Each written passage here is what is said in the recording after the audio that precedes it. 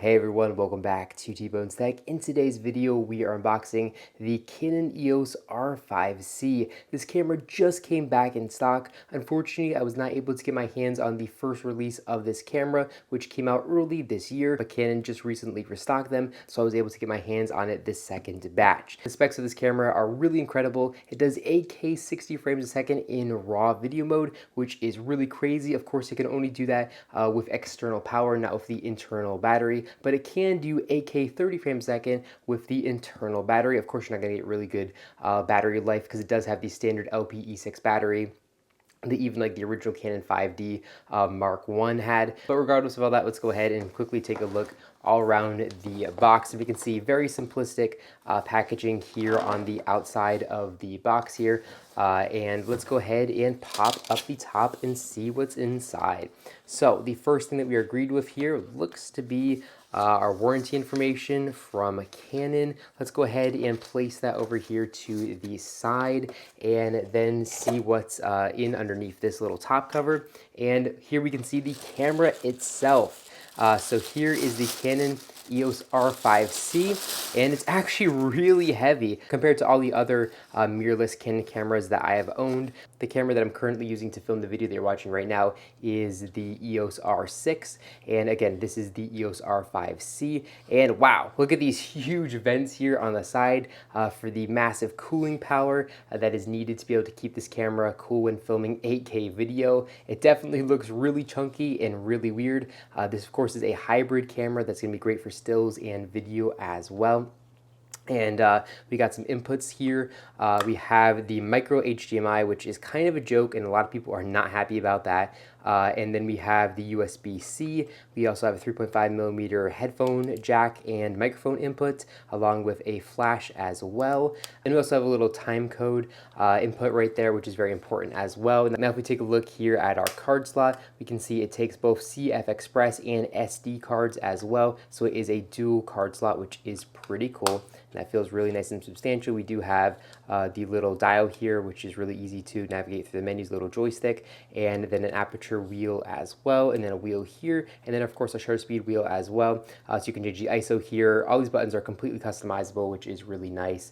And then here we can see the big screen. This does look really, really funny to me how thick this whole thing is. But, you know, obviously this is more of a cinema camera than it is, you know, a just proper mirrorless camera that also shoots video. We also have a top display here.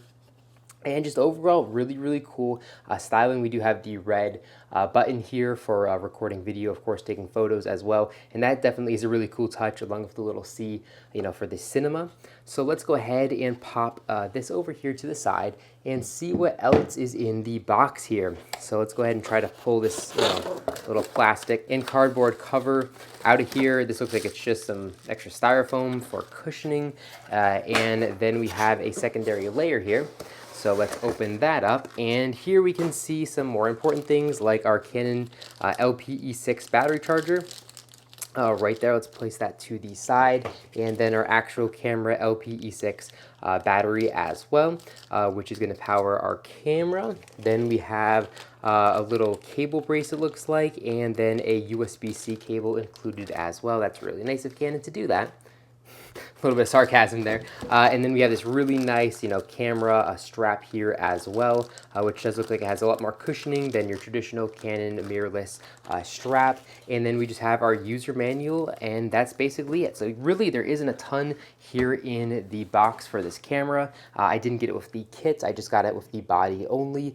And yeah, you basically just get the camera, you get the strap, you get the battery and the charger and the cable, and that's basically it. That's basically all you get with the camera, and that's about all your $3,500 gets you. And actually, the day after I bought this camera, Canon actually increased the price another $300. So the price of this camera now is $4,799, and I bought it for $4,499. So again, there's a $300 price difference the day after I bought this camera. So I guess I got lucky there because Canon just increased the MSRP, and basically every single company has increased the MSRP of this camera camera as well. I'm guessing a lot of this has to do with inflation or the fact that Canon made a really good product and they're just trying to make as much money as possible, which I guess you really can't blame them too much for. We can see it does have the manual shutter rate here, which looks really nice. And yeah, I am going to be, of course, making some video tests over this camera, and I'm really excited to use this camera for the tech channel, and I am going to be using this camera on my main channel, which is a channel that I review designer sunglasses on, like Ray-Bans or All Peoples or Oakley. So I'm really interested to see how good a video I can get on that channel. And I am going to be bringing you some coverage over this camera as well on the T-Bones Tech channel. So that's about it for this video. I hope you enjoyed it. If you did, make sure you give me a big thumbs up down below. And of course, make sure you hit the subscribe button, and then you'll be notified every single time I upload a brand new video just like this one to my YouTube channel. Again, thank you all so much for watching, and I'll catch you all in the next one.